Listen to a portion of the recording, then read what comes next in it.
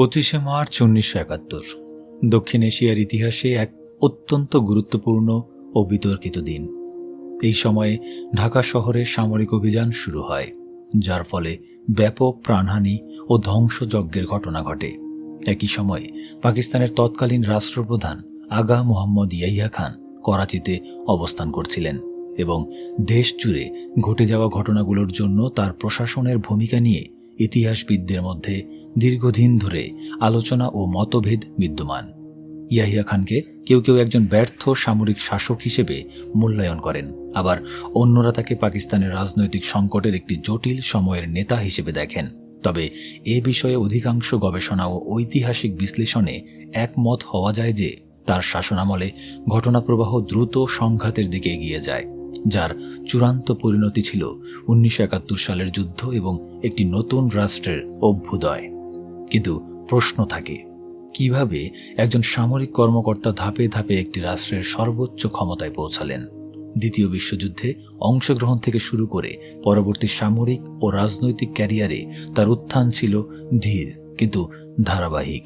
সেই সঙ্গে তৎকালীন রাজনৈতিক অস্থিরতা, কেন্দ্রীয় শাসন ব্যবস্থার সীমাবদ্ধতা এবং আন্তর্জাতিক শক্তির প্রভাব সবকিছু মিলে পরিস্থিতিকে আরও জটিল করে তুলেছিল। একইভাবে তার শাসনামলে ব্যক্তিগত জীবন, ক্ষমতার অভ্যন্তরীণ নেটওয়ার্ক এবং তৎকালীন রাজনৈতিক কৌশল নিয়েও নানা আলোচনা রয়েছে, যেগুলোর কিছু প্রমাণ ভিত্তিক, আবার কিছু বিতর্কিত ও গবেষণাধীন। অবশেষে 1971 সালের ঘটনাবলীর পর তার শাসনের অবসান ঘটে এবং তিনি ক্ষমতা হারান। এই পতন শুধু একজন নেতার ব্যক্তিগত পরিণতি নয়, বরং একটি সময়ের রাজনৈতিক ও সামরিক সিদ্ধান্তগুলোর সমষ্টিগত ফল হিসেবেও বিবেচিত হয়। আজকের এই পর্বে আমরা চেষ্টা করব ব্যক্তি ইয়াহিয়া খানকে নয়, বরং তার সময়, সিদ্ধান্ত এবং প্রেক্ষাপটকে নিরপেক্ষ ও তথ্যভিত্তিকভাবে বিশ্লেষণ করতে, যাতে ইতিহাসকে বুঝতে পারা যায় বিভিন্ন দৃষ্টিকোণ থেকে। স্বাগত জানাচ্ছি বই কথা কয়ে, যেখানে আমরা ইতিহাসকে দেখি তথ্য, বিশ্লেষণ এবং বহুমাত্রিক দৃষ্টিভঙ্গির আলোয়। চলুন তাহলে শুরু করা যাক। অধ্যায় 1, the making of a dictator. 1917 থেকে 1965। 1943 সাল, দ্বিতীয় বিশ্বযুদ্ধ তখন ইউরোপ এবং উত্তর আফ্রিকার রণাঙ্গনে এক চরম এবং ধ্বংসাত্মক পর্যায়ে উপনীত হয়েছে। মিত্রবাহিনী এবং অক্ষ শক্তির মধ্যকার এই স্নায়ুক্ষয়ী লড়াইয়ে প্রতিদিন হাজার হাজার সৈন্যের মৃত্যু ঘটছে অথবা তারা বন্দী হচ্ছেন। ইতালির রুক্ষ, শীতল এবং পাহাড়ি ভৌগোলিক পরিবেশের মাঝে অবস্থিত একটি কড়া নিরাপত্তা বেষ্টিত যুদ্ধবন্দী বা প্রিজনার অফ ওয়ার ক্যাম্প। চারদিকে সশস্ত্র প্রহরীদের তীক্ষ্ণ নজরদারি, কাঁটাতারের বেড়া এবং যে কোনো মুহূর্তে ফায়ারিং স্কোয়াডের সামনে দাঁড়ানোর এক নিরবচ্ছিন্ন আতঙ্ক।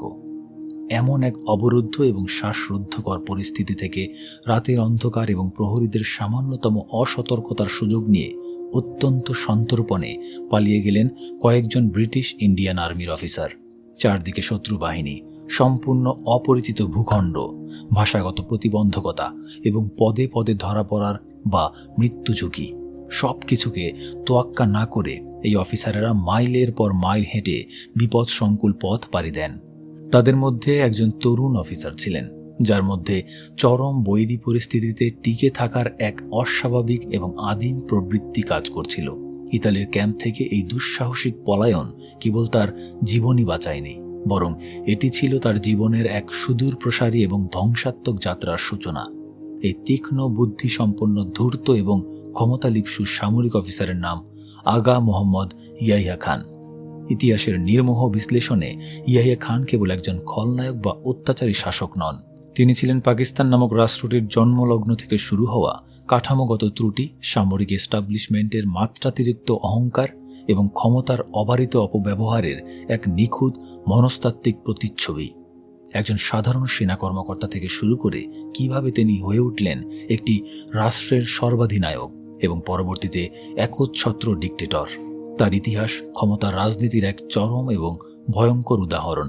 এই উত্থানের প্রতিটি ধাপে লুকিয়ে আছে সামরিকতন্ত্রের এমন কিছু সমীকরণ যা শেষ পর্যন্ত 1971 সালে একটি স্বাধীন ভূখণ্ডের জন্মকে অনিবার্য করে তুলেছিল।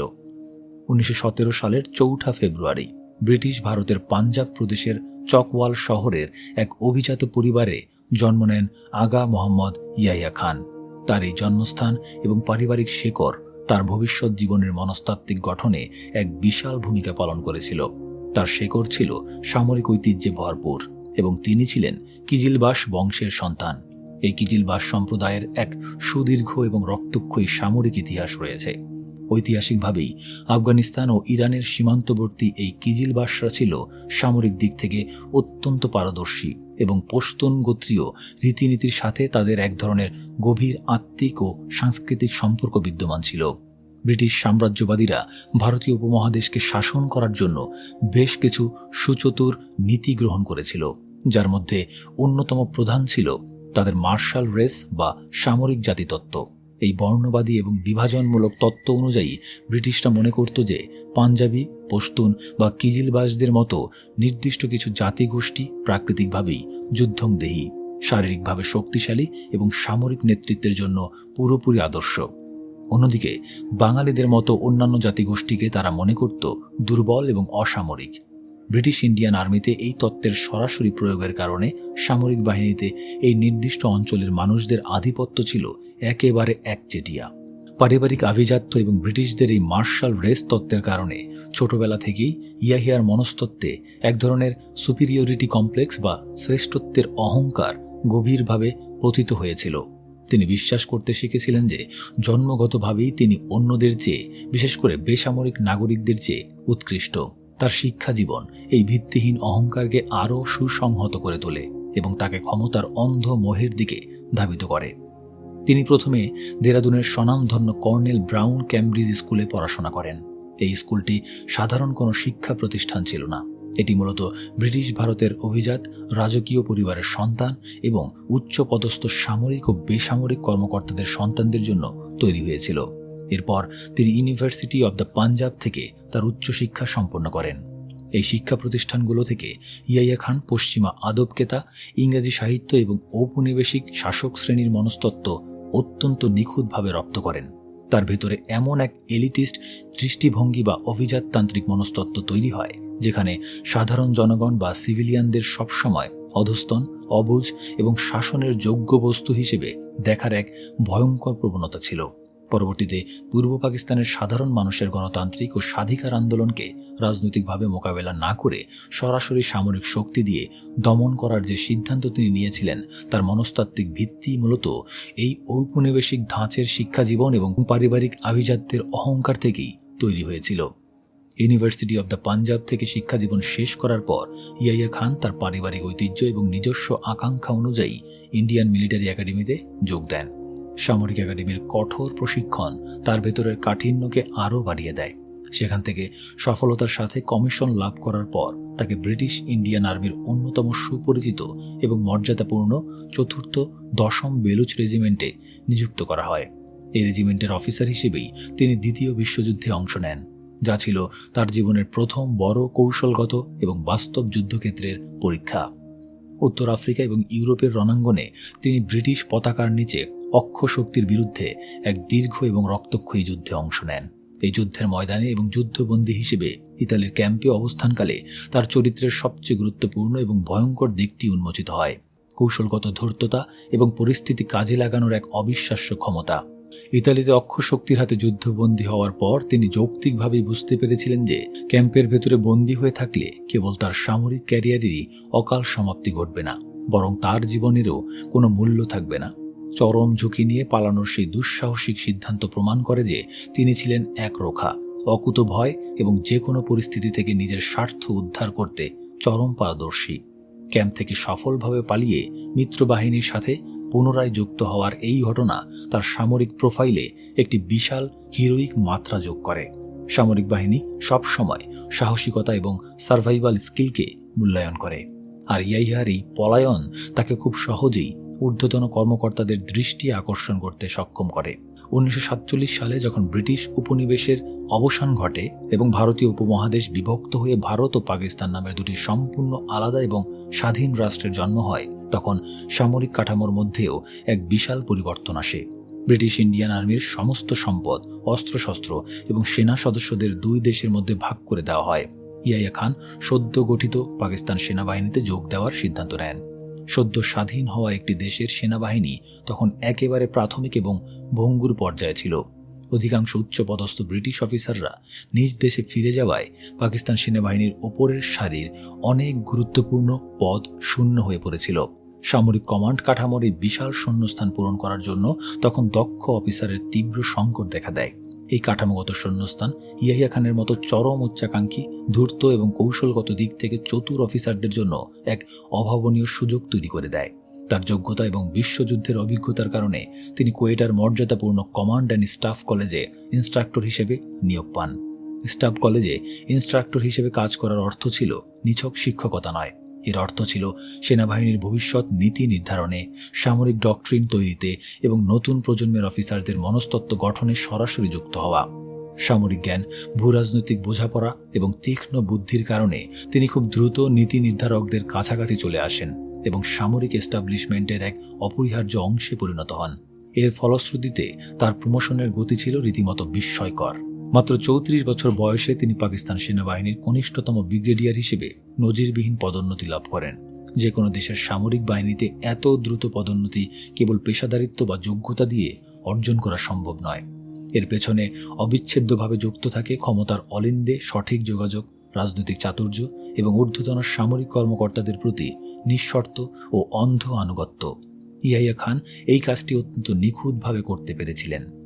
1951 থেকে 1952 সালের দিকে পাকিস্তান সেনাবাহিনী যখন নিজেদের প্রাতিষ্ঠানিক ভিত্তি মজবুত করার জন্য এবং আধুনিকায়নের জন্য মডার্নাইজেশন প্ল্যানিং বোর্ড গঠন করে, তখন তিনি সেখানে অত্যন্ত গুরুত্বপূর্ণ এবং প্রভাব বিস্তারকারী ভূমিকা পালন করে। এই বোর্ডে কাজ করার সময়ই তিনি তৎকালীন সেনাপ্রধান এবং পাকিস্তানের ভবিষ্যতের সামরিক ডিক্টেটর ফিল্ড মার্শাল আইয়ুব খানের সরাসরি নজরে আসেন। আইয়ুব খান খুব দ্রুতই ইয়াহিয়ার বুদ্ধিমত্তা এবং আনুগত্য বুঝতে পারেন এবং তাকে তার অন্যতম বিশ্বস্ত লোক হিসেবে বেছে নেন। আধুনিকায়নের এই প্রক্রিয়ার আড়ালে পাকিস্তান সেনাবাহিনী মূলত নিজেদের এমনভাবে প্রস্তুত করছিল যেন রাষ্ট্রের বাহ্যিক প্রতিরক্ষার পাশাপাশি অভ্যন্তরীণ রাজনৈতিক ক্ষমতা এবং শাসনযন্ত্র চিরকাল তাদের নিয়ন্ত্রণেই থাকে।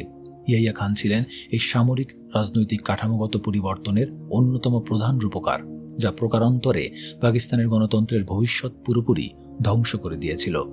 তার সামরিক ক্যারিয়ারের সবচেয়ে বড় এবং চূড়ান্ত টার্নিং পয়েন্ট আসে 1965 সালে।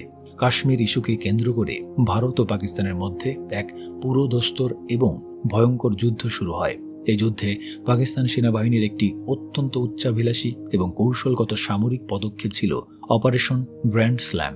এই সামরিক অভিযানের মূল লক্ষ্য ছিল অত্যন্ত সুনির্দিষ্ট: জম্মু ও কাশ্মীরের আখনুর সেক্টর অতর্কিত আক্রমণ করে দখল করে নেওয়া, যাতে ভারতীয় সেনাবাহিনীর কাশ্মীরের রসদ সরবরাহের মূল পথটি পুরোপুরি বিচ্ছিন্ন করে দেওয়া যায় এবং কাশ্মীরকে ভারতের মূল ভূখণ্ড থেকে আলাদা করে ফেলা যায়। অপারেশনের শুরুতে কমান্ডের দায়িত্বে ছিলেন মেজর জেনারেল আখতার হুসাইন মালিক।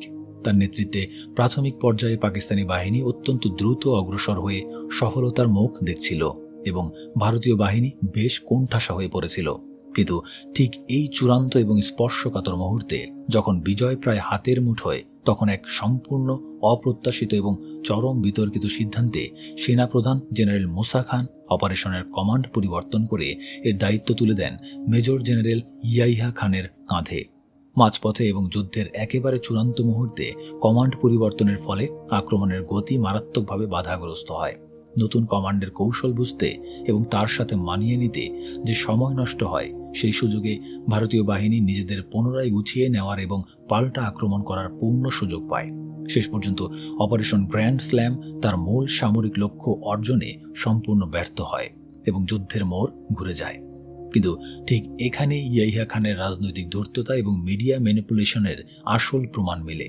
সামরিক এবং কৌশলগত দিক থেকে অপারেশনটি পুরোপুরি ব্যর্থ হলেও রাষ্ট্রীয় প্রোপাগান্ডা যন্ত্র এবং সামরিক জনসংযোগ শাখাকে ব্যবহার করে এটিকে একটি বিশাল বিজয় হিসেবে দেশের সাধারণ মানুষের সামনে প্রতিষ্ঠিত করা হয়। ইয়াহিয়া খান অত্যন্ত সুকৌশলে এই পুরো কাল্পনিক বিজয়ের কৃতিত্ব নিজের কাঁধে তুলে নেন। তৎকালীন প্রেসিডেন্ট আইয়ুব খান এবং সামরিক এস্টাবলিশমেন্টের কাছে তাকে একজন জাতীয় বীর, অকুতোভয় সেনাপতি এবং রাষ্ট্রের ত্রাণকর্তা হিসেবে তুলে ধরা হয়। এই যুদ্ধ প্রমাণ করে যে তিনি কেবল রণক্ষেত্রের কৌশলই জানেন না, বরং তথ্য বিকৃতি এবং প্রোপাগান্ডা ব্যবহার করে কিভাবে এক চরম সামরিক ব্যর্থতাকেও চূড়ান্ত বিজয়ের মোড়কে বিক্রি করতে হয়, তাতে তিনি ছিলেন সিদ্ধহস্ত। 1965 সালের যুদ্ধের পর তার রাজনৈতিক ও সামরিক উত্থানের পথে আর কোনো বাধাই অবশিষ্ট ছিল না। তার এই সুকৌশলী জনসংযোগ এবং আইয়ুব খানের প্রতি তার দীর্ঘদিনের অবিচল আনুগত্যের চূড়ান্ত পুরস্কার তিনি পান 1966 সালে। প্রেসিডেন্ট আইয়ুব খান তাকে লেফটেন্যান্ট জেনারেল পদে পদোন্নতি দিয়ে সরাসরি পাকিস্তান সেনাবাহিনীর সর্বাধিনায়ক বা কমান্ডার ইন চিফ হিসেবে নিয়োগ দেন। যে লোকটি একসময় ইতালির পাহাড়ে যুদ্ধবন্দির গ্লানি নিয়ে প্রাণ ভয়ে পালাচ্ছিল, সে এখন একটি রাষ্ট্রের সবচেয়ে শক্তিশালী এবং ভয়ঙ্কর সামরিক পদের অধিকারী। তার হাতের ইশারায় এখন একটি দেশের পুরো সেনাবাহিনী পরিচালিত হয়। কিন্তু ক্ষমতা এমন এক মারাত্মক এবং ধ্বংসাত্মক নেশা যা সেনাপ্রধান হওয়ার পরও তার তৃষ্ণা মেটাতে পারেনি। তার দৃষ্টি তখন স্থির দেশের সর্বোচ্চ ক্ষমতার মসনদের দিকে, আর সেই মসনদে পৌঁছানোর পথে সামনে একমাত্র বাধা হিসেবে দাঁড়িয়েছিলেন তার নিজেরই রাজনৈতিক গুরু এবং পৃষ্ঠপোষক আইয়ুব খান। সামরিক উচ্চাকাঙ্ক্ষা এবং চরম ক্ষমতা লিপ্সার এই পর্যায়ে শুরু হয় ক্ষমতার এক নতুন এবং অন্ধকার রাজনৈতিক দাবা খেলা, যার চূড়ান্ত পরিণতি পুরো উপমহাদেশকে এক রক্তক্ষয়ী ভবিষ্যতের দিকে টেনে নিয়ে যায়। অধ্যায় 2, ক্ষমতার মোহে আচ্ছন্ন ও দ্বিমুখী জীবন, 1966 থেকে 1970।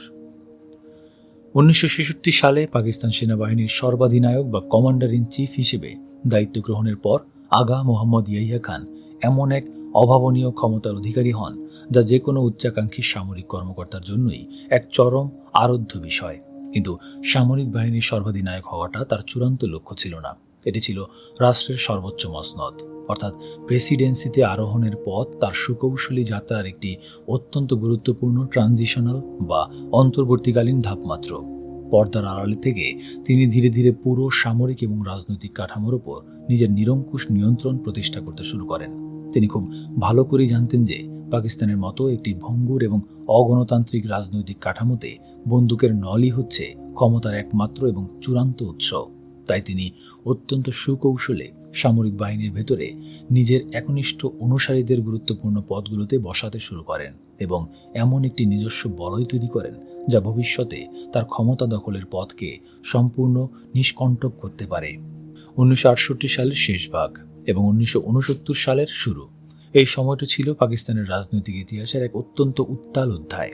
দীর্ঘ এক দশক ধরে চলা ফিল্ড মার্শাল আইয়ুব খানের স্বৈর শাসনের বিরুদ্ধে পুরো পাকিস্তান জুড়ে, বিশেষ করে পূর্ব পাকিস্তানে এক তীব্র এবং অপ্রতিরোধ্য গণ অভ্যুত্থান শুরু হয়।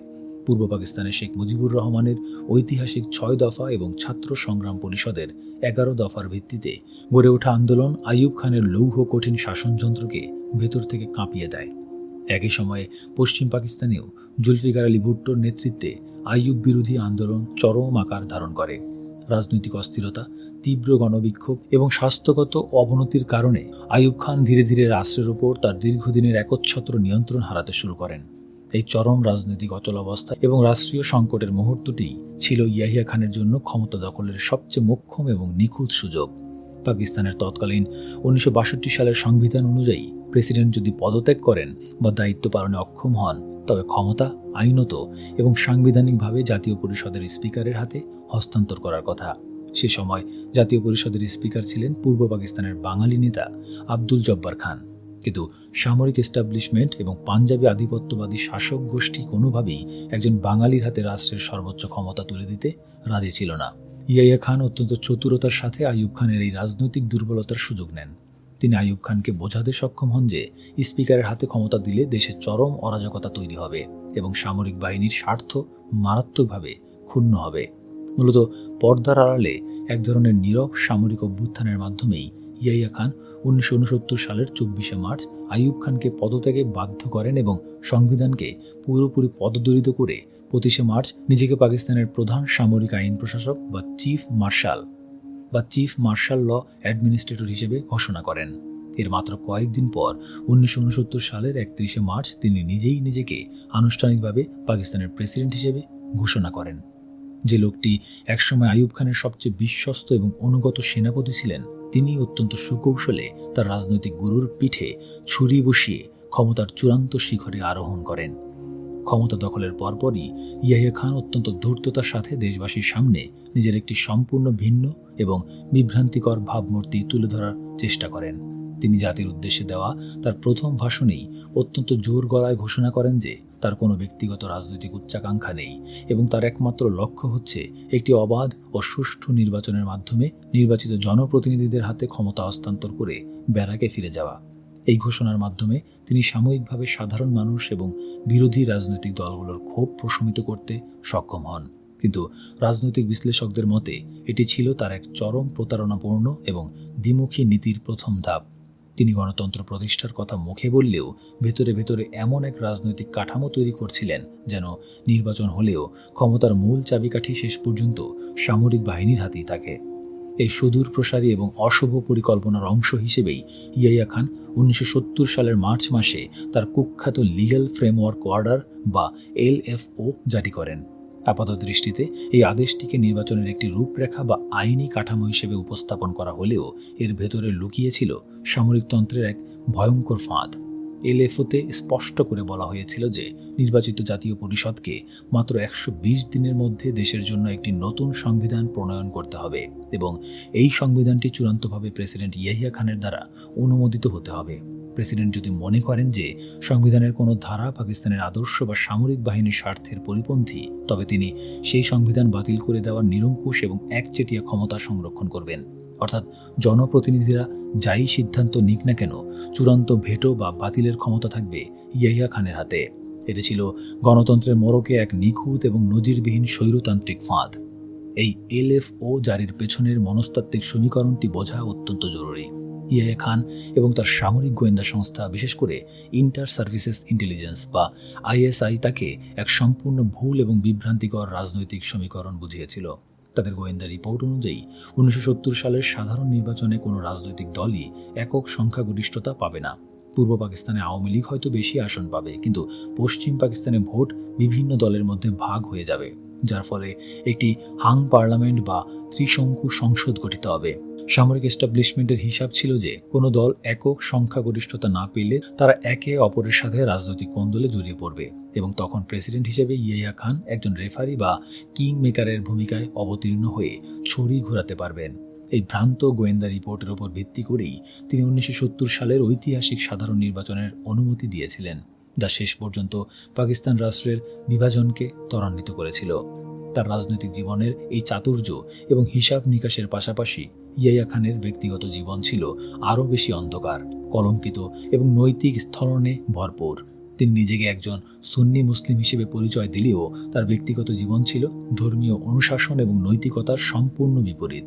ক্ষমতা দখলের পর পাকিস্তানের প্রেসিডেন্ট হাউস বা প্রেসিডেন্ট ভবন পরিণত হয়েছিল এক অবাধ যৌনাচার, মদ্যপান এবং চরম উশৃঙ্খলতার কেন্দ্রে। ইয়াহিয়া খান ছিলেন একজন চরম মাত্রার মদ্যপ বা অ্যালকোহলিক। দিনের বেলা তিনি সামরিক ইউনিফর্ম পরে রাষ্ট্রের গুরুত্বপূর্ণ সিদ্ধান্ত নিতেন, আর রাতের বেলা আকণ্ঠ মদ পান করে ডুবে থাকতেন এক অন্ধকার এবং বিকারগ্রস্ত জগতে। এই মদ্যপানের আসক্তি এমন এক পর্যায়ে পৌঁছেছিল যে অনেক সময় রাষ্ট্রের অত্যন্ত গুরুত্বপূর্ণ এবং স্পর্শকাতর সিদ্ধান্তগুলো তিনি নেশাগ্রস্ত অবস্থায় নিতেন, যার ফলে তার বিচার বুদ্ধি এবং যৌক্তিক চিন্তার ক্ষমতা মারাত্মকভাবে লোপ পেয়েছিল। তার এই অন্ধকার এবং উশৃঙ্খল ব্যক্তিগত জীবনের অন্যতম প্রধান এবং বিতর্কিত চরিত্র ছিলেন আকলিম আক্তার, যিনি পাকিস্তানের রাজনৈতিক এবং সামরিক মহলে জেনারেল রানী নামে কুখ্যাত ছিলেন। আকলিম আক্তার কোনো সামরিক কর্মকর্তা ছিলেন না, কিন্তু ইয়াহিয়া খানের সাথে তার অত্যন্ত ঘনিষ্ঠ এবং সন্দেহজনক সম্পর্কের কারণে তিনি প্রেসিডেন্ট হাউসে এক অভাবনীয় এবং অঘোষিত ক্ষমতার অধিকারী হয়ে উঠেছিলেন। জেনারেল রানী মূলত ইয়াহিয়া খানের ব্যক্তিগত প্রমোদ এবং বিনোদনের যোগানদাতা হিসেবে কাজ করতেন। তিনি বিভিন্ন উচ্চাভিলাষী এবং ক্ষমতালোভী নারীদের প্রেসিডেন্ট হাউসে সরবরাহ করতেন এবং বিনিময়ে রাষ্ট্রের অনেক গুরুত্বপূর্ণ নিয়োগ, বদলি এবং পলিসি মেকিংয়ে সরাসরি হস্তক্ষেপ করতেন। প্রেসিডেন্ট হাউস পরিণত হয়েছিল এক ধরনের অভিজাত পতিতালয়ে, যেখানে নারী এবং মদের বিনিময়ে রাষ্ট্রীয় ক্ষমতার ভাগাভাগি হতো। জেনারেল রানীর এই নজিরবিহীন প্রভাব প্রমাণ করে যে তৎকালীন পাকিস্তানের সামরিক এস্টাবলিশমেন্ট কতটা নৈতিকভাবে দেউলিয়া এবং দুর্নীতিগ্রস্ত হয়ে পড়েছিল। সামরিক বাহিনীর উচ্চপদস্থ কর্মকর্তারা নিজেদের পদোন্নতি এবং সুবিধা আদায়ের জন্য জেনারেল রানীর দ্বারস্থ হতেন, যা পুরো সেনাবাহিনীর চেইন অফ কমান্ড এবং পেশাদারিত্বকে চরমভাবে কলুষিত করেছিল। এই চরম উশৃঙ্খলতা এবং নৈতিক অবক্ষয়ের পাশাপাশি ইয়াহিয়া খানের চরিত্রের একটি অত্যন্ত অদ্ভুত, বৈপরীত্যপূর্ণ এবং প্রায় বিকারগ্রস্ত দিক ছিল। এই লোকটি, যিনি দিনের পর দিন আকণ্ঠ মদ্যপান করতেন এবং রাষ্ট্রের গণতান্ত্রিক কাঠামোকে বুট জুতো দিয়ে পিষে মারার ষড়যন্ত্র করতেন, তিনি আবার অবসর সময়ে গভীরভাবে নিমগ্ন হতেন ইংরেজি সাহিত্যে। তিনি নিজেকে অত্যন্ত রুচিশীল এবং বুদ্ধিবৃত্তিকভাবে অগ্রসর একজন মানুষ হিসেবে দাবি করতেন। উইলিয়াম শেক্সপিয়ার এবং লর্ড বাইরনের মতো ধ্রুপদী এবং রোমান্টিক কবিদের সাহিত্য ছিল তার নিত্যদিনের সঙ্গী। তিনি অত্যন্ত সাবলীলভাবে শেক্সপিয়রের নাটকের দীর্ঘ সংলাপ বা বাইরনের কবিতার লাইন মুখস্থ বলতে পারতেন। একজন মানুষের ভেতরে একই সঙ্গে একজন রুচিশীল সাহিত্যপ্রেমী এবং একজন নির্মম রক্তপিপাসু স্বৈরশাসকের এই সহাবস্থান মনস্তাত্ত্বিক দৃষ্টিকোণ থেকে অত্যন্ত চাঞ্চল্যকর। এটি মূলত তার সেই এলিটিস্ট বা আভিজাততান্ত্রিক সুপিরিয়রিটি কমপ্লেক্সেরই এক ভিন্নধর্মী বহিঃপ্রকাশ। তিনি মনে করতেন, যেহেতু তিনি শেক্সপিয়র পড়েন এবং পশ্চিমা আদবকেতা জানেন, তাই তিনি সাধারণ মানুষ বা রাজনৈতিক নেতাদের চেয়ে বুদ্ধিবৃত্তিকভাবে অনেক উঁচুতে অবস্থান করছেন। এই সাহিত্যপ্রীতি তাকে একজন মানবিক বা সংবেদনশীল মানুষে পরিণত করতে সম্পূর্ণ ব্যর্থ হয়েছিল। বাইরনের রোমান্টিকতা বা শেক্সপিয়রের ট্র্যাজেডি তার মনের গভীরে ন্যূনতম কোনো সহানুভূতির জন্ম দিতে পারেনি, বরং এই বুদ্ধিবৃত্তিক অহংকার তাকে আরও বেশি আত্মকেন্দ্রিক এবং বাস্তব বিবর্জিত করে তুলেছিল। তিনি পূর্ব পাকিস্তানের সাধারণ মানুষের দীর্ঘদিনের বঞ্চনা, অর্থনৈতিক শোষণ এবং রাজনৈতিক অধিকার আদায়ের সংগ্রামকে কেবল কিছু বিশৃঙ্খলাকারী এবং অশিক্ষিত মানুষের উৎপাত হিসেবে বিবেচনা করতেন। তার এই ঔপনিবেশিক এবং বর্ণবাদী দৃষ্টিভঙ্গির কারণেই তিনি রাজনৈতিক সমস্যার রাজনৈতিক সমাধান খোঁজার বদলে সামরিক শক্তি প্রয়োগের অমানবিক পথ বেছে নিয়েছিলেন। 1970 সালের শেষ দিকে পূর্ব পাকিস্তানে আঘাত হানে ইতিহাসের অন্যতম ভয়াবহ প্রলয়ঙ্করী প্রাকৃতিক দুর্যোগ ভোলা সাইক্লোন। এই প্রলয়ঙ্করী ঘূর্ণিঝড় এবং জলোচ্ছ্বাসে পূর্ব পাকিস্তানের উপকূলীয় অঞ্চলে প্রায় 5 লাখ নিরপরাধ মানুষের মর্মান্তিক মৃত্যু ঘটে। লাশের স্তূপে পরিণত হয় মাইলের পর মাইল এলাকা। কিন্তু এই চরম জাতীয় বিপর্যয়ের মুহূর্তে প্রেসিডেন্ট ইয়াহিয়া খান এক অবর্ণনীয় এবং অমানবিক উদাসীনতার পরিচয় দেন। তিনি দুর্যোগ কবলিত এলাকা পরিদর্শনে আসতে চরম অনীহা প্রকাশ করেন এবং কেন্দ্রীয় সরকার ত্রাণ কার্যক্রমে চরম অবহেলা প্রদর্শন করে। পশ্চিম পাকিস্তানের এই চরম মানবিক অবহেলা পূর্ব পাকিস্তানের বাঙালিদের মনে এক গভীর ক্ষোভ এবং ঘৃণার জন্ম দেয়। তারা স্পষ্টভাবে বুঝতে পারে যে পাকিস্তানের রাষ্ট্র কাঠামোতে বাঙালিদের জীবনের ন্যূনতম কোনো মূল্য নেই। ভোলা সাইক্লোনের প্রতি ইয়াহিয়া খানের এই চরম অবহেলা এবং নিষ্ঠুরতা ছিল দুই অংশের মধ্যে চূড়ান্ত বিভাজনের একটি মনস্তাত্ত্বিক কফিনের শেষ পেরেক। এরই মাঝে ঘনিয়ে আসতে থাকে 1970 সালের 7 ডিসেম্বরের ঐতিহাসিক সাধারণ নির্বাচন। ইয়াহিয়া খান এবং তার গোয়েন্দা সংস্থাগুলো আত্মবিশ্বাসী ছিল যে এই নির্বাচন একটি বিশৃঙ্খল ফলাফল আনবে এবং তারা ক্ষমতার মসনদে চিরস্থায়ী বন্দোবস্ত নিশ্চিত করবে। কিন্তু ব্যালট বাক্সে বাংলার সাধারণ মানুষ তাদের সমস্ত বঞ্চনা এবং ক্ষোভের এক অভূতপূর্ব বিস্ফোরণ ঘটাতে প্রস্তুত হচ্ছিল। একটি নির্বাচনী রায় কিভাবে একজন আত্ম অহংকারী স্বৈর শাসকের সমস্ত হিসাব নিকাশ এবং ভূ রাজনৈতিক সমীকরণকে তছনছ করে দিতে পারে এবং কিভাবে সেই গণতান্ত্রিক রায়ের বিরুদ্ধে শুরু হয় ইতিহাসের অন্যতম জঘন্য এক স্নায়ুযুদ্ধ ও আন্তর্জাতিক ষড়যন্ত্র, জানব আমরা পরবর্তী অধ্যায়ে। অধ্যায় 3, স্নায়ুযুদ্ধের দাবা খেলা, 1970 থেকে 1971। 1970 সালের 7 ডিসেম্বর সমগ্র পাকিস্তানের ইতিহাসে প্রথমবারের মতো অনুষ্ঠিত হল সার্বজনীন ভোটাধিকারের ভিত্তিতে সাধারণ নির্বাচন। প্রেসিডেন্ট এবং প্রধান সামরিক আইন প্রশাসক আগা মোহাম্মদ ইয়াহিয়া খান ও তার অত্যন্ত সুশৃঙ্খল সামরিক গোয়েন্দা সংস্থাগুলোর বদ্ধমূল ধারণা ছিল যে এই নির্বাচনে কোনো একক রাজনৈতিক দল নিরঙ্কুশ সংখ্যাগরিষ্ঠতা অর্জন করতে পারবে না। তাদের হিসাব অনুযায়ী একটি ত্রিশঙ্কু বা খণ্ডিত সংসদ গঠিত হবে, যেখানে সামরিক বাহিনী পর্দার আড়াল থেকে কলকাঠি নাড়বে এবং বিভিন্ন রাজনৈতিক দলের মধ্যে ক্ষমতার ভারসাম্য বজায় রাখার নামে নিজেদের চিরস্থায়ী আধিপত্য নিশ্চিত করবে। কিন্তু ব্যালট বাক্সের ফলাফল সামরিক এস্টাবলিশমেন্টের সেই সমস্ত সূক্ষ্ম হিসাব নিকাশ এবং ভূ রাজনৈতিক সমীকরণকে তাসের ঘরের মতো উড়িয়ে দিল। পূর্ব পাকিস্তানে শেখ মুজিবুর রহমানের নেতৃত্বাধীন আওয়ামী লীগ 162টি আসনের মধ্যে 160টি আসনেই অভাবনীয় এবং একচেটিয়া জয়লাভ করে। সংরক্ষিত নারী আসন সহ জাতীয় পরিষদে আওয়ামী লীগের মোট আসন দাঁড়ায় 167টি। 313 আসনের সংসদে এই নিরঙ্কুশ সংখ্যাগরিষ্ঠতা প্রমাণ করে যে পাকিস্তানের পরবর্তী বৈধ এবং গণতান্ত্রিক সরকার গঠনের একমাত্র দাবিদার আওয়ামী লীগ এবং বাঙালিরা। কিন্তু পাকিস্তানি সামরিক এস্টাবলিশমেন্ট, পাঞ্জাবি আধিপত্যবাদী শাসক গোষ্ঠী এবং চরম ক্ষমতা লিপ্সু রাজনৈতিক নেতা জুলফিকার আলী ভুট্টো কোনোভাবেই এই গণতান্ত্রিক রায় মেনে নিতে প্রস্তুত ছিলেন না। তাদের মনস্তত্ত্বে যুগ যুগ ধরে প্রথিত থাকা সেই মার্শাল রেস তত্ত্ব এবং আভিজাততান্ত্রিক অহংকার কোনোভাবেই একজন বাঙালির নেতৃত্বে পাকিস্তানের রাষ্ট্র ক্ষমতা পরিচালিত হওয়াকে হজম করতে পারছিল না। ঠিক এই চরম অভ্যন্তরীণ রাজনৈতিক অচলাবস্থা এবং মেরুকরণের মুহূর্তেই ইয়াহিয়া খান তার সামরিক এবং রাজনৈতিক অস্তিত্ব টিকিয়ে রাখার জন্য আন্তর্জাতিক ভূ রাজনীতি এবং স্নায়ুযুদ্ধের দাবা খেলায় এক অত্যন্ত বিপজ্জনক চাল দেওয়ার সিদ্ধান্ত নেন। তিনি খুব ভালোভাবে বুঝতে পেরেছিলেন যে পূর্ব পাকিস্তানের এই বিপুল জনমতকে সামরিক শক্তি দিয়ে দমন করতে হলে তার পরাশক্তির সমর্থন প্রয়োজন। আর সেই সমর্থন আদায়ের জন্য তিনি বেছে নেন তৎকালীন বিশ্বের অন্যতম প্রধান পরাশক্তি মার্কিন যুক্তরাষ্ট্র এবং এশিয়ার উদীয়মান কমিউনিস্ট শক্তি চীনকে। 1970 সালের সেই সময়ে পুরো বিশ্ব মূলত দুটি আদর্শিক এবং সামরিক ব্লকে বিভক্ত ছিল। একদিকে মার্কিন যুক্তরাষ্ট্রের নেতৃত্বাধীন পুঁজিবাদী বিশ্ব, অন্যদিকে সোভিয়েত ইউনিয়নের নেতৃত্বাধীন কমিউনিস্ট ব্লক। এই দুই পরাশক্তির মধ্যকার স্নায়ুযুদ্ধ বা কোল্ড ওয়ার তখন চরম আকার ধারণ করেছে। এই বৈশ্বিক দ্বিমেরু রাজনৈতিক প্রেক্ষাপটে পাকিস্তান মার্কিন যুক্তরাষ্ট্রের কাছে কৌশলগতভাবে অত্যন্ত গুরুত্বপূর্ণ একটি রাষ্ট্র ছিল। সোভিয়েত ইউনিয়নের ক্রমবর্ধমান বিস্তার ঠেকানোর জন্য এবং মধ্যপ্রাচ্য ও দক্ষিণ এশিয়ায় নিজেদের সামরিক ও গোয়েন্দা নজরদারি বজায় রাখার জন্য মার্কিন যুক্তরাষ্ট্র পাকিস্তানকে তাদের অন্যতম প্রধান মিত্র হিসেবে বিবেচনা করত। পাকিস্তানও অত্যন্ত সুকৌশলে মার্কিন যুক্তরাষ্ট্রের এই অ্যান্টি কমিউনিস্ট বা সাম্যবাদ বিরোধী বলয়ের একটি অত্যন্ত বিশ্বস্ত পাহারাদার বা বুলওয়ার্ক হিসেবে নিজেদের প্রতিষ্ঠিত করেছিল। তারা সেন্টো এবং সিয়াটো এর মতো মার্কিন নেতৃত্বাধীন সামরিক চুক্তির সক্রিয় সদস্য ছিল, যার বিনিময়ে পাকিস্তান বছরের পর বছর ধরে বিপুল পরিমাণ আধুনিক মার্কিন সমরাস্ত্র এবং অর্থনৈতিক সহায়তা লাভ করছিল। ঠিক এই স্নায়ুযুদ্ধকালীন উত্তেজনার মধ্যেই হোয়াইট হাউসের ওভাল অফিসে বসে তৎকালীন মার্কিন প্রেসিডেন্ট রিচার্ড নিক্সন এবং তার অত্যন্ত ধূর্ত ও বাস্তববাদী জাতীয় নিরাপত্তা উপদেষ্টা হেনরি কিসেঞ্জার বিশ্বের ভূ রাজনৈতিক মানচিত্র বদলে দেওয়ার এক অত্যন্ত গোপন এবং সুদূর প্রসারী ছক কষছিলেন।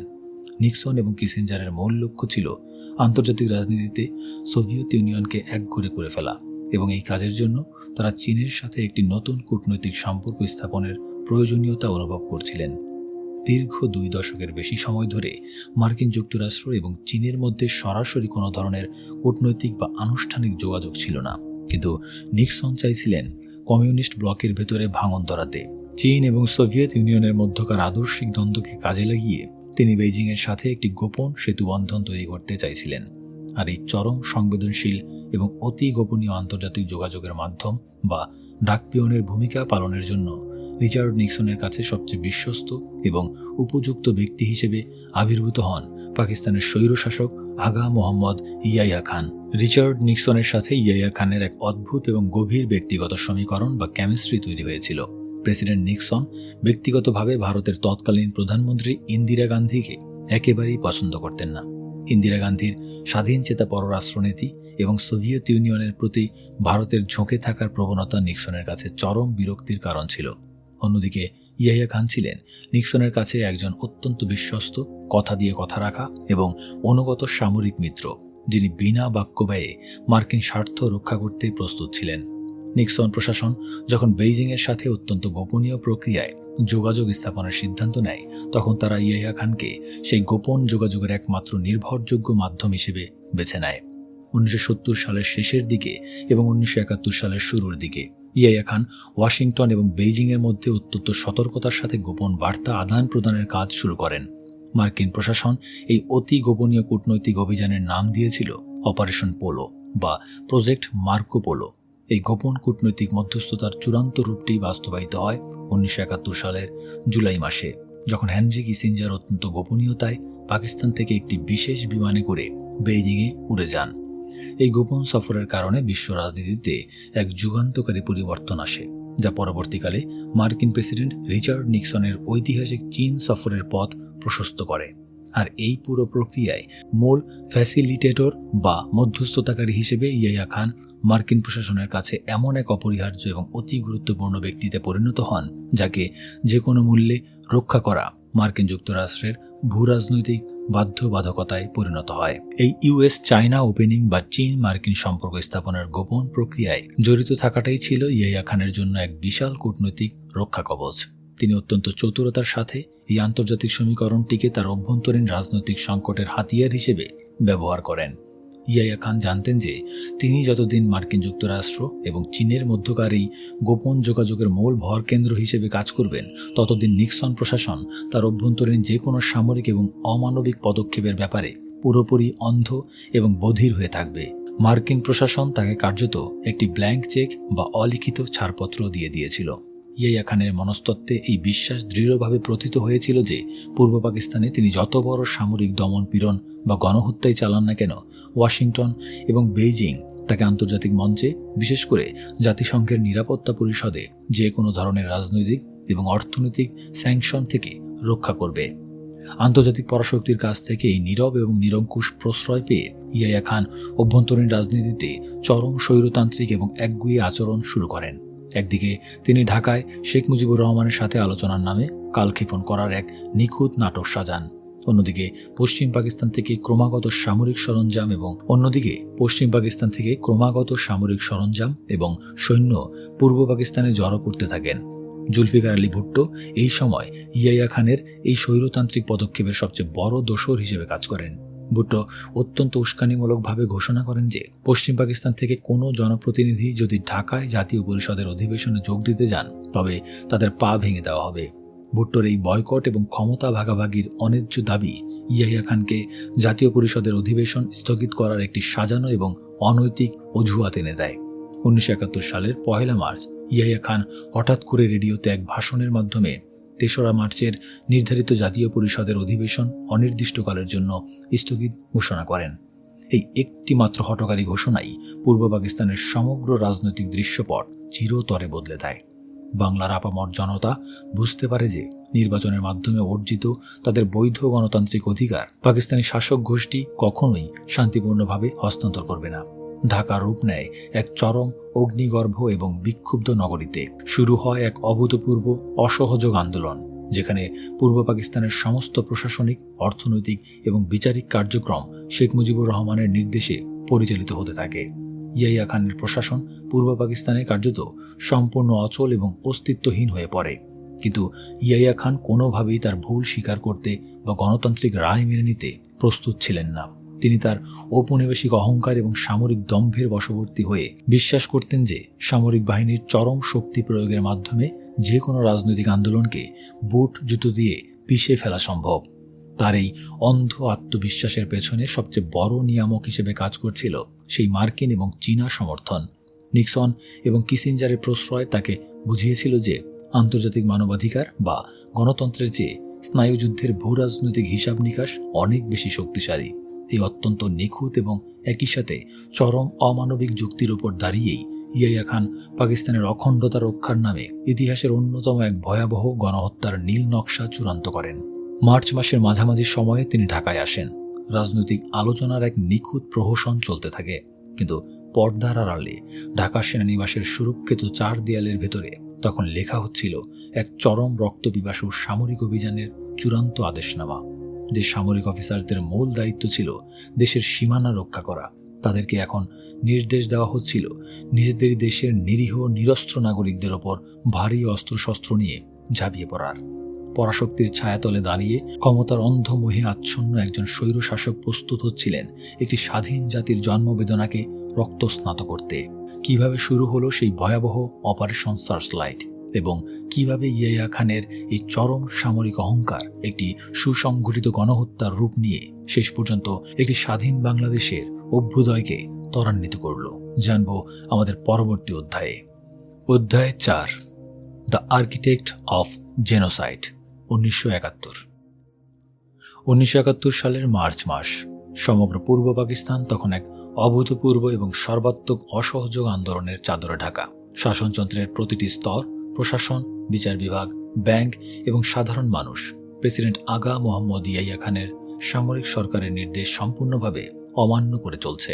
পুরো প্রদেশ পরিচালিত হচ্ছে ধানমন্ডি 32 নম্বর সড়ক থেকে শেখ মুজিবুর রহমানের দেওয়া নির্দেশের উপর ভিত্তি করে।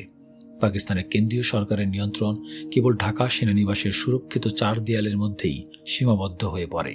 এই চরম রাজনৈতিক অচলাবস্থা এবং শাসনতান্ত্রিক অস্তিত্বহীনতার মুখে ইয়াহিয়া খান 1971 সালের 15ই মার্চ চরম গোপনীয়তায় এবং কড়া নিরাপত্তার মধ্য দিয়ে ঢাকায় এসে পৌঁছান।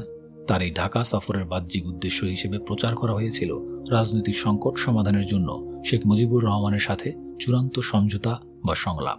কিন্তু ইতিহাসের নির্মোহ এবং বস্তুনিষ্ঠ বিচার বিশ্লেষণ করলে দেখা যায় এই সংলাপ ছিল মূলত সামরিক প্রস্তুতির জন্য সময় ক্ষেপণের এক অত্যন্ত নিখুঁত এবং ভয়ঙ্কর প্রহসন।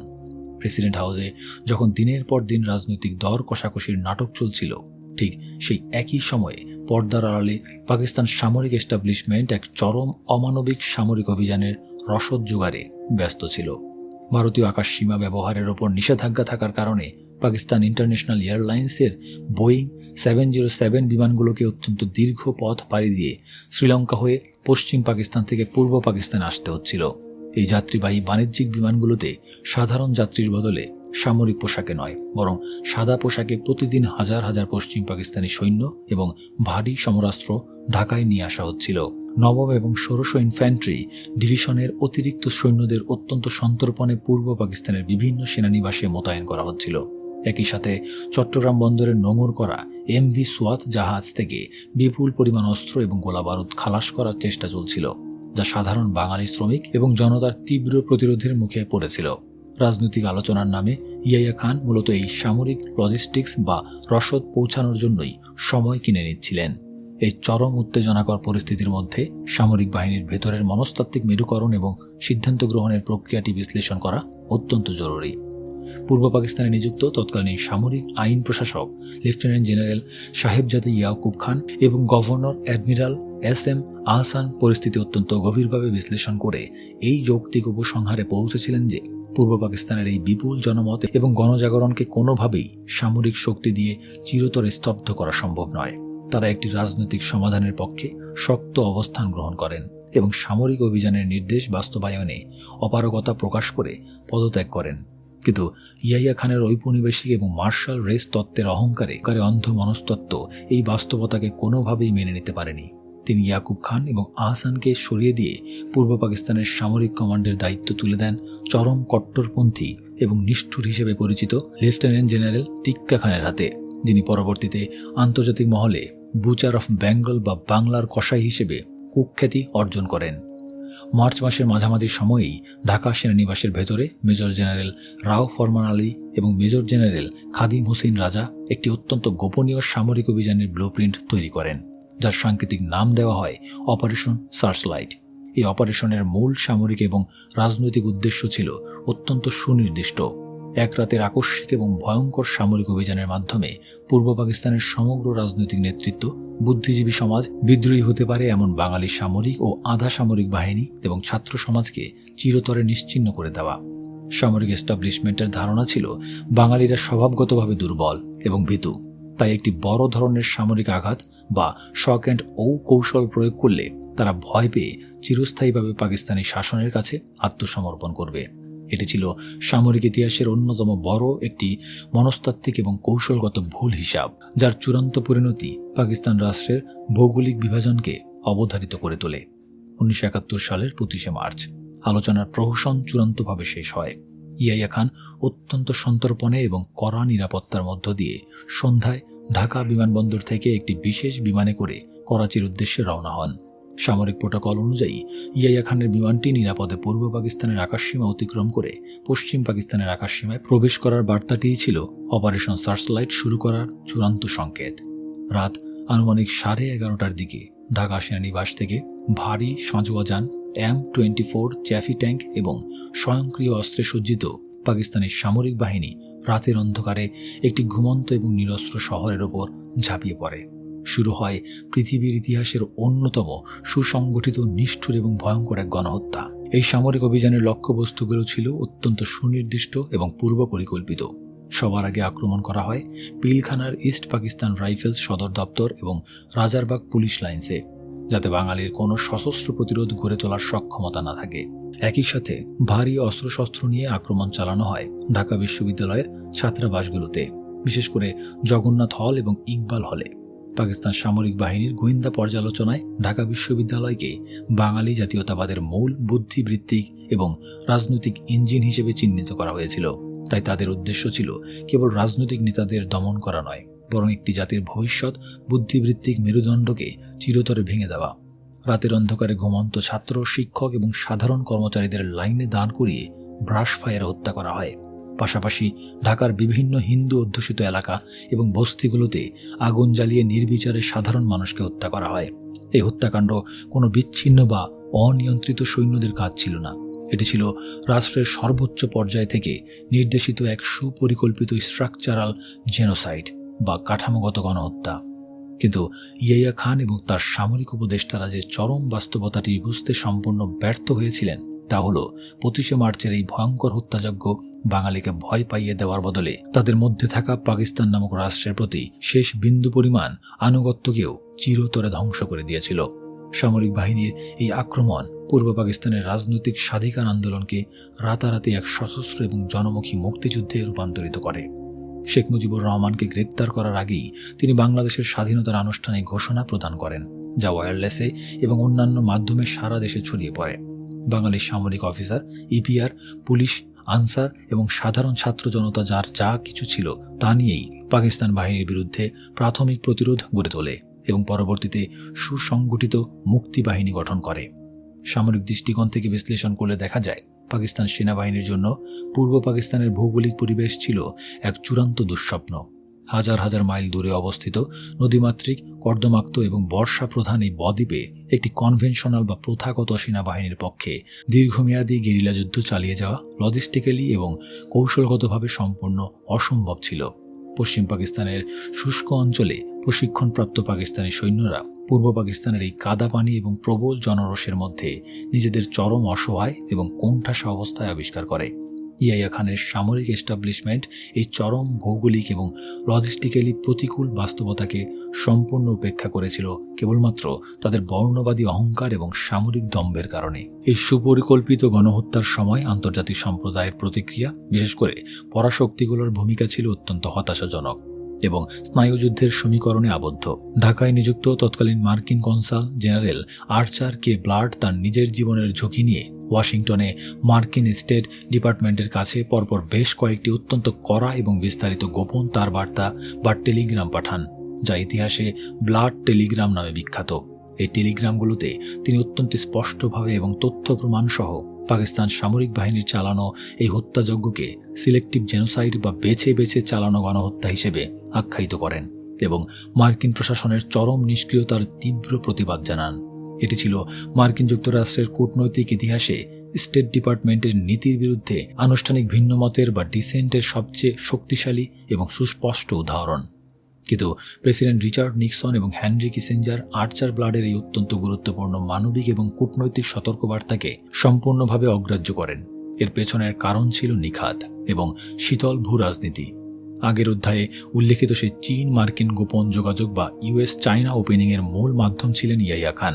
বেইজিংয়ের সাথে যোগাযোগ সফল করার জন্য নিক্সন প্রশাসন ইয়াহিয়া খানকে যে কোনো মূল্যে রক্ষা করতে বদ্ধপরিকর ছিল। মার্কিন প্রশাসনের এই নীরবতা এবং পরোক্ষ সমর্থন ইয়াহিয়া খানকে এই ভ্রান্ত এবং অন্ধ বিশ্বাস জুগিয়েছিল যে আন্তর্জাতিক পরাশক্তি তার পাশেই রয়েছে এবং পূর্ব পাকিস্তানে তিনি যে কোনো মাত্রার সামরিক বল প্রয়োগ বিনা বাধায় চালিয়ে যেতে পারবেন।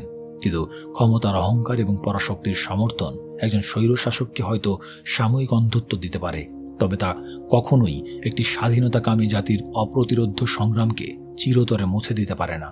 ইয়াহিয়া খানের এই চরম হঠকারী সামরিক সিদ্ধান্ত এবং নির্মম গণহত্যা কেবল পাকিস্তান রাষ্ট্রের রাজনৈতিক ভিত্তিকেই ধ্বংস করেনি, বরং একটি দীর্ঘ, রক্তক্ষয়ী এবং চূড়ান্ত যুদ্ধের সূচনা করেছিল। কিভাবে এই যুদ্ধ একটি আন্তর্জাতিক মাত্রায় পৌঁছালো, কিভাবে পরাশক্তিগুলোর স্নায়ুযুদ্ধ বঙ্গোপসাগরের জলসীমায় এসে চরম আকার ধারণ করল এবং কিভাবে 1971 সালের ডিসেম্বরে এই দাম্ভিক ডিক্টেটরের সামরিক অহংকার চূর্ণ বিচূর্ণ হয়ে ইতিহাসের আস্থা করে নিক্ষিপ্ত হলো, জানব আমাদের সর্বশেষ এবং চূড়ান্ত অধ্যায়ে। অধ্যায়ে 5, পতন, বন্দিদশা এবং ইতিহাসের আস্থা করে। 1971 থেকে 1980।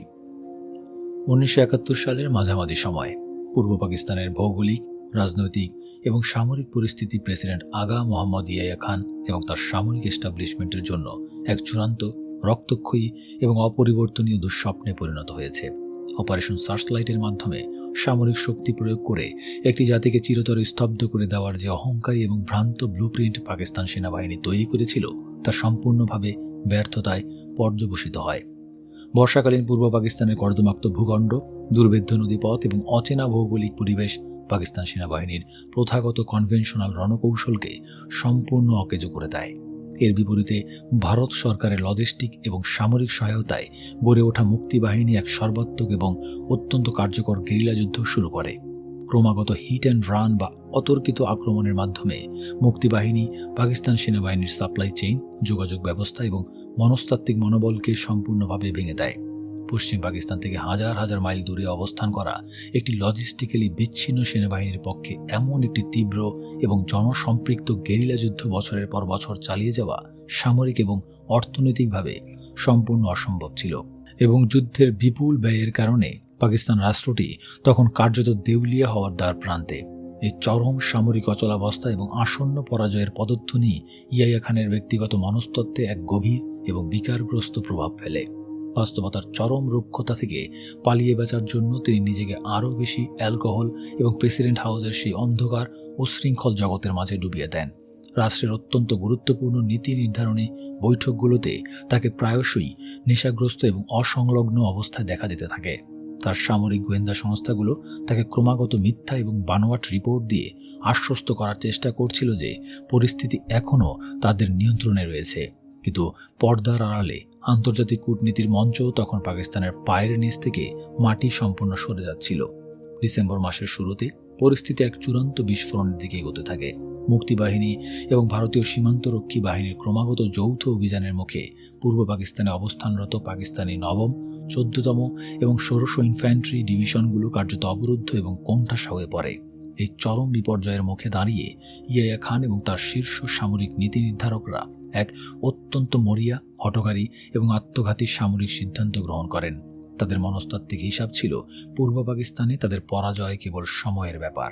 তাই এই যুদ্ধকে যদি একটি পূর্ণাঙ্গ আন্তর্জাতিক যুদ্ধের রূপ দেওয়া যায়, তবে হয়তো জাতিসংঘ হস্তক্ষেপে বাধ্য হবে এবং একটি যুদ্ধবিরতির মাধ্যমে পূর্ব পাকিস্তানে অবরুদ্ধ পাকিস্তানি বাহিনীকে সম্পূর্ণ ধ্বংসের হাত থেকে রক্ষা করা সম্ভব হবে। এই ভ্রান্ত এবং মরিয়া কৌশল থেকেই 1971 সালের 3রা ডিসেম্বর পাকিস্তান বিমান বাহিনী পশ্চিম ফ্রন্টে ভারতের বেশ কয়েকটি বিমান ঘাঁটিতে একযোগে অতর্কিত বিমান হামলা বা প্রিএমটিভ স্ট্রাইক চালায়। এই সামরিক অভিযানের সাংকেতিক নাম দেওয়া হয়েছিল অপারেশন চেঙ্গিস খান। এই আক্রমণের মধ্য দিয়েই 1971 সালের যুদ্ধ আনুষ্ঠানিকভাবে একটি সর্বাত্মক পাক ভারত যুদ্ধে রূপান্তরিত হয়। কিন্তু সামরিক দৃষ্টিকোণ থেকে বিশ্লেষণ করলে দেখা যায় অপারেশন চেঙ্গিস খান ছিল এক চরম এবং ঐতিহাসিক ব্যর্থতা। পাকিস্তান বিমান বাহিনীর এই আক্রমণ ভারতীয় বিমান বাহিনীর তেমন কোনো উল্লেখযোগ্য কৌশলগত ক্ষতি করতে পারেনি। উল্টো এই আক্রমণ ভারতের তৎকালীন প্রধানমন্ত্রী ইন্দিরা গান্ধীকে পূর্ব পাকিস্তানের সরাসরি এবং সর্বাত্মক সামরিক হস্তক্ষেপ করার এক চূড়ান্ত আন্তর্জাতিক বৈধতা এবং আইনি সুযোগ এনে দেয়। ভারতীয় সামরিক বাহিনীর ইস্টার্ন কমান্ড এবং মুক্তিবাহিনী মিলে যৌথ বাহিনী গঠন করে এবং পূর্ব পাকিস্তানে পাকিস্তান সেনাবাহিনীর উপর এক চূড়ান্ত ত্রিমাত্রিক স্থল, নৌ এবং আকাশপথে আক্রমণ শুরু করে। এই চূড়ান্ত যুদ্ধের দিনগুলোতে বঙ্গোপসাগরের জলসীমায় এবং আন্তর্জাতিক কূটনীতির মঞ্চে স্নায়ুযুদ্ধের এক চরম নাটকীয় এবং স্নায়ুক্ষয়ী মহড়া শুরু হয়। ইয়াহিয়া খান তার অন্ধ অহংকার এবং রাজনৈতিক বোকামির কারণে দৃঢ়ভাবে বিশ্বাস করতেন যে যেহেতু তিনি চীন এবং মার্কিন যুক্তরাষ্ট্রের মধ্যে গোপন সম্পর্ক স্থাপন অত্যন্ত গুরুত্বপূর্ণ ভূমিকা পালন করেছেন, তাই এই চরম বিপদের মুহূর্তে মার্কিন যুক্তরাষ্ট্র এবং চীন সরাসরি সামরিক হস্তক্ষেপ করে তাকে রক্ষা করবে। এই ভ্রান্ত বিশ্বাসের উপর ভিত্তি করেই তিনি পূর্ব পাকিস্তানে অবরুদ্ধ লেফটেন্যান্ট জেনারেল এ.কে নিয়াজিকে বারবার মিথ্যা আশ্বাস দিয়ে যাচ্ছিলেন যে উত্তর দিক থেকে চীনা সেনাবাহিনী এবং দক্ষিণ দিক থেকে মার্কিন নৌবাহিনীর 7ম নৌবহর তাদের উদ্ধার করতে আসছে। মার্কিন প্রেসিডেন্ট রিচার্ড নিক্সন এবং হেনরি কিসিঞ্জার স্নায়ুযুদ্ধের বৈশ্বিক ভারসাম্য বজায় রাখা এবং সোভিয়েত ইউনিয়নকে চাপে রাখার জন্য বঙ্গোপসাগরে তাদের পারমাণবিক শক্তিচালিত বিমানবাহী রণতরী ইউএসএস এন্টারপ্রাইজের নেতৃত্বে টাস্ক ফোর্স 74 প্রেরণ করেন। এর পাল্টা পদক্ষেপ হিসেবে সোভিয়েত ইউনিয়নও ভারত মহাসাগরে তাদের পারমাণবিক সাবমেরিন এবং ডেস্ট্রয়ার প্রেরণ করে। কিন্তু আন্তর্জাতিক রাজনীতির এই নির্মম এবং বস্তুনিষ্ঠ বাস্তবতা ইয়াহিয়া খান বুঝতে সম্পূর্ণ ব্যর্থ হয়েছিলেন যে পরাশক্তিগুলোর এই সামরিক মহড়া ছিল মূলত তাদের নিজেদের মধ্যকার বৈশ্বিক ভূ রাজনৈতিক পেশিশক্তি প্রদর্শনের একটি অংশ মাত্র। হাজার হাজার মাইল দূরে একটি ধ্বংসপ্রাপ্ত এবং নৈতিকভাবে পরাজিত সেনাবাহিনীকে রক্ষা করার জন্য কোনো পরাশক্তি তৃতীয় বিশ্বযুদ্ধে জড়াতে প্রস্তুত ছিল না। চীন অত্যন্ত সুকৌশলে সীমান্ত সমস্যা এবং সোভিয়েত হুমকির অজুহাত দেখিয়ে এই যুদ্ধে সরাসরি সামরিক হস্তক্ষেপ থেকে নিজেদের পুরোপুরি গুটিয়ে নেয়। আন্তর্জাতিক কূটনীতির এই চরম ধোঁকাবাজি এবং পরাশক্তিগুলোর নিজস্ব স্বার্থপরতার সমীকরণে ইয়াহিয়া খান হয়ে পড়েন দাবার বোর্ডের এক নিছক ব্যবহৃত এবং পরিত্যক্ত ঘুঁটি। 16 ডিসেম্বর 1971 ইতিহাসের এক অনিবার্য এবং চূড়ান্ত পরিণতি। যৌথ বাহিনীর ত্রিমাত্রিক আক্রমণ, সম্পূর্ণ অবরুদ্ধ আকাশপথ এবং লজিস্টিক সাপোর্টের চূড়ান্ত অভাবের কারণে পূর্ব পাকিস্তানে অবস্থানরত প্রায় 93,000 পাকিস্তানি সেনা এবং আধা সামরিক বাহিনীর সদস্য লেফটেন্যান্ট জেনারেল নিয়াজির নেতৃত্বে বিনা শর্তে আত্মসমর্পণ করতে বাধ্য হয়। ঢাকা রেসকোর্স ময়দানে স্বাক্ষরিত হয় ইতিহাসের অন্যতম বৃহৎ এবং অপমানজনক আত্মসমর্পণের দলিল। পৃথিবীর মানচিত্রে স্বাধীন এবং সার্বভৌম রাষ্ট্র হিসেবে অভ্যুদয় ঘটে বাংলাদেশের। কিন্তু পশ্চিম পাকিস্তানে তখনও ইয়াহিয়া খানের প্রোপাগান্ডা মেশিনের তৈরি করা এক চরম বিভ্রান্তিকর এবং অবাস্তব চিত্র বিরাজ করছিল। রাষ্ট্রীয় গণমাধ্যমগুলোর মাধ্যমে পশ্চিম পাকিস্তানের সাধারণ মানুষকে দিনের পর দিন বোঝানো হয়েছিল যে পাকিস্তান সেনাবাহিনী পূর্ব পাকিস্তানে বিপুল বিজয় অর্জন করছে এবং ভারতীয় বাহিনীকে পিছু হটতে বাধ্য করছে। যখন 16 ডিসেম্বরের চূড়ান্ত আত্মসমর্পণের খবর এবং নিয়াজির অস্ত্র সমর্পণের ছবি আন্তর্জাতিক গণমাধ্যমের মাধ্যমে পশ্চিম পাকিস্তানে পৌঁছায়, তখন পুরো জাতির মধ্যে এক চরম মনস্তাত্ত্বিক শূন্যতা, অবিশ্বাস এবং ভয়াবহ ক্ষোভের সৃষ্টি হয়। যে সেনাবাহিনী নিজেদের অজেয় এবং মার্শাল রেস বলে দাবি করত, তাদের এই নজিরবিহীন এবং অপমানজনক আত্মসমর্পণ পশ্চিম পাকিস্তানের সাধারণ মানুষ এবং সিভিল সোসাইটি কোনোভাবেই মেনে নিতে পারেনি। পুরো পশ্চিম পাকিস্তান জুড়ে স্বৈরশাসক ইয়াহিয়া খান এবং সামরিক এস্টাবলিশমেন্টের বিরুদ্ধে এক তীব্র, স্বতঃস্ফূর্ত এবং অপ্রতিরোধ্য গণবিক্ষোভে ফেটে পড়ে।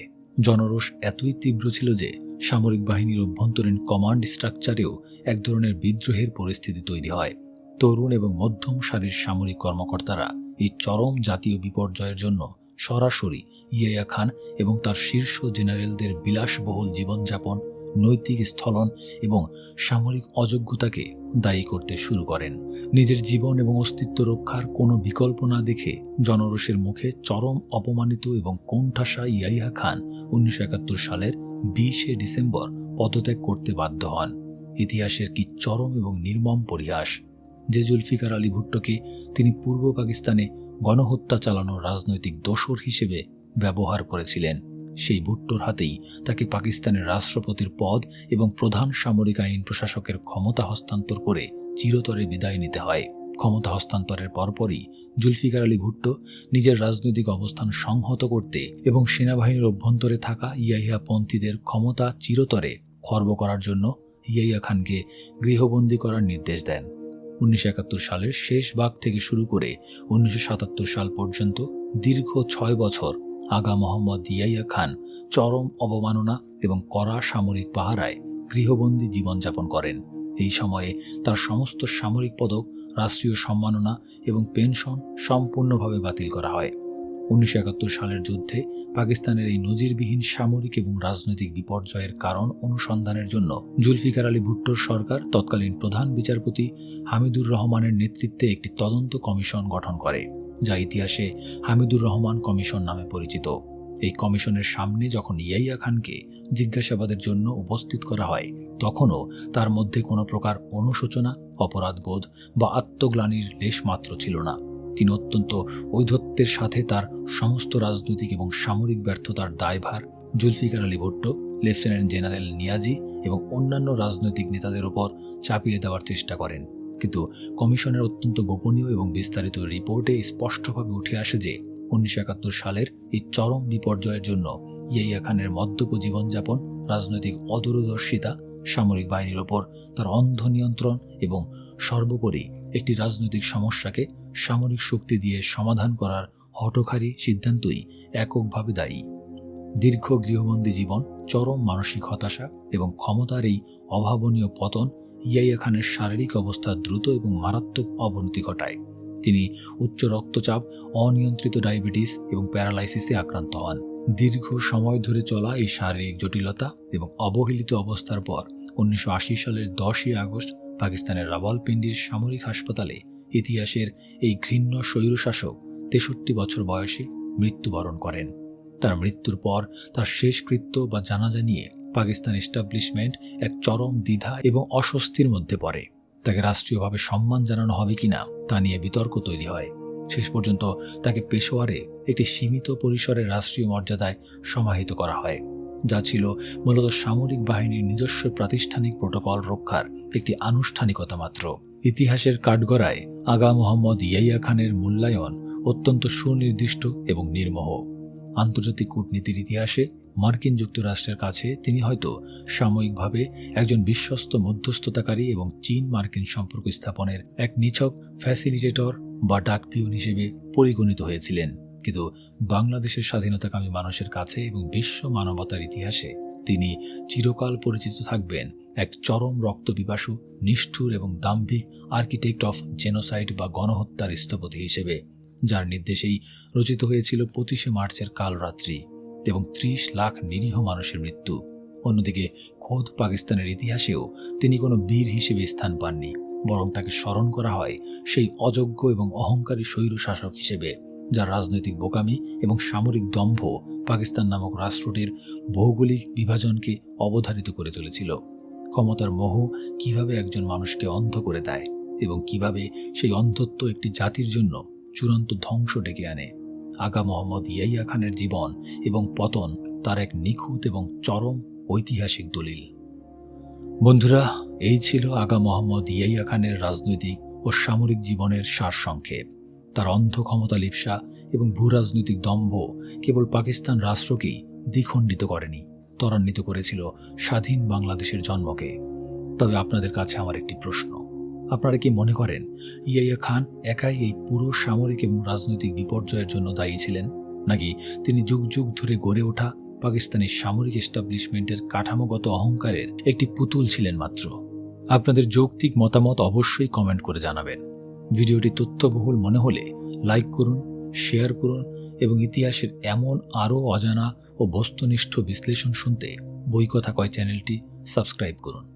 দেখা হবে আগামী পর্বে ইতিহাসের নতুন কোনো পাতা থেকে। ধন্যবাদ।